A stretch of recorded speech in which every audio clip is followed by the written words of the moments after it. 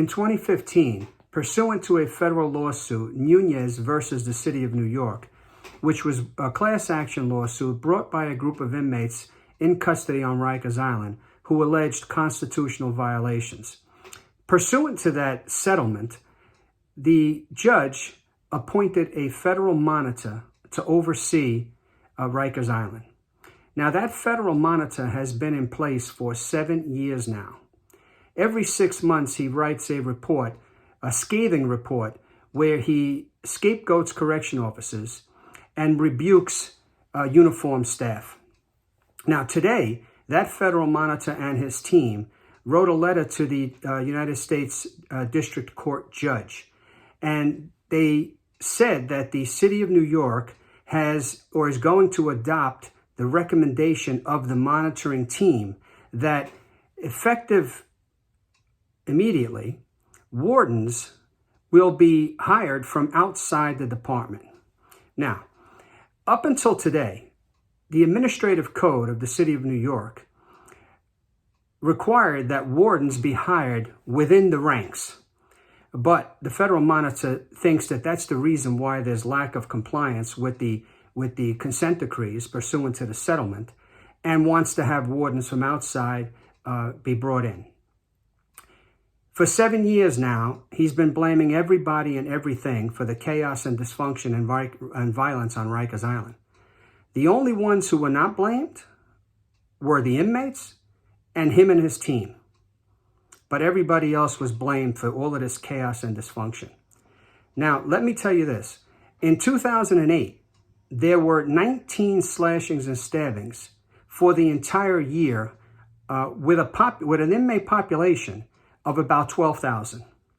Today, 2022, we will have 500 slashings this year, and our population is 6,000.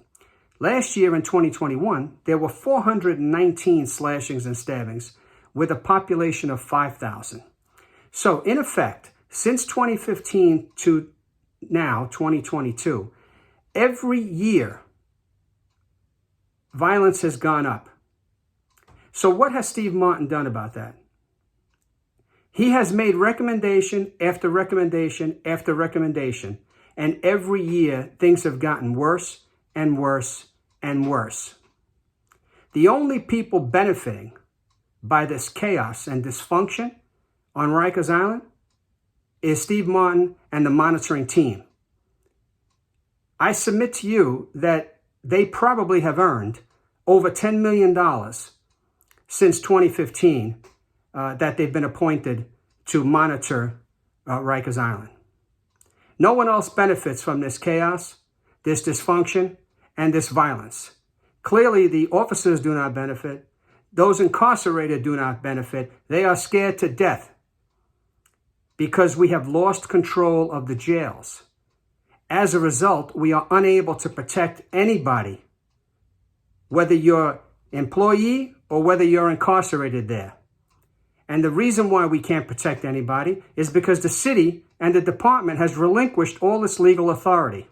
They have left the correction officer powerless.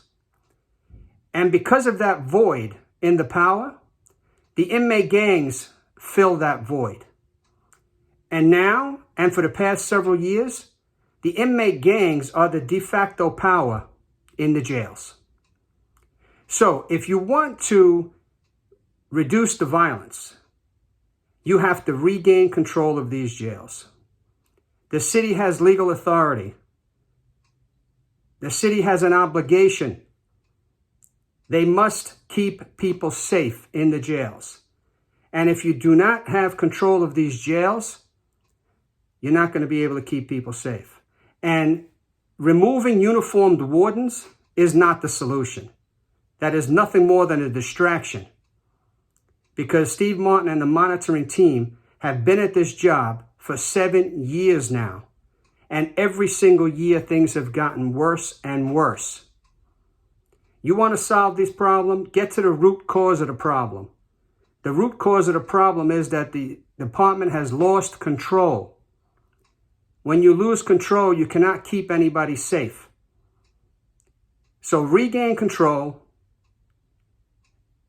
and keep people safe.